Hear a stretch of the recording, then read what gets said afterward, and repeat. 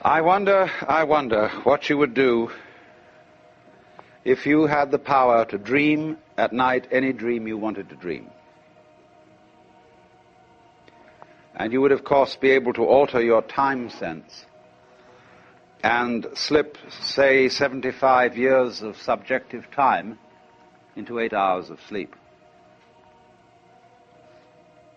You would, I suppose, start out by fulfilling all your wishes. You could design for yourself what would be the most ecstatic life. Love affairs, banquets, dancing girls, wonderful journeys, gardens, music beyond belief. And then after a couple of months of this sort of thing, at 75 years a night, you would be getting a little taste for something different. And you would move over to an adventurous dimension, where there were certain dangers involved and the thrill of dealing with dangers. And you could rescue princesses from dragons and go on dangerous journeys, make wonderful explosions and blow them up, and eventually get into contest with enemies. And after you've done that for some time, you'd think up a new wrinkle to forget that you were dreaming, so that you would think it was all for real, and to be anxious about it. And then, because it'd be so great when you woke up, and then you'd say, well, like children who dare each other on things, how far out could you get? What could you take? What dimension of being lost, of abandonment of your power, what dimension of that could you stand?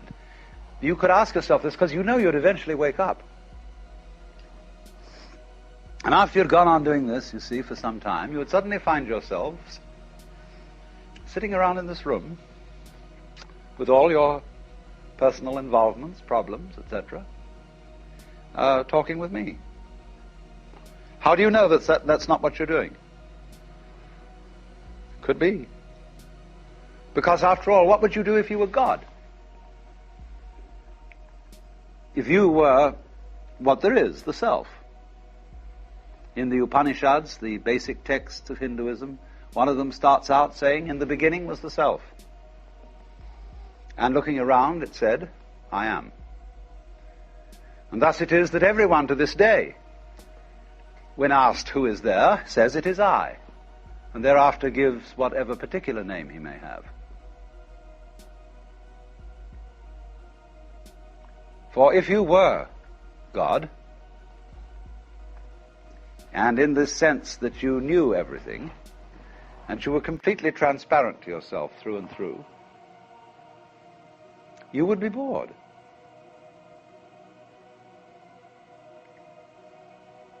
Because if, looking at it from another way, we push technology to its furthest possible development, and we had, instead of a dial telephone on one's desk, a more complex system of buttons, and one touch, beep, would give you anything you wanted. Aladdin's lamp. You would eventually have to introduce a button labeled surprise. Because all perfectly known futures, as I pointed out, are past. They have happened, virtually. It is only the true future is a surprise. So if you were God, you would say to yourself, man, get lost.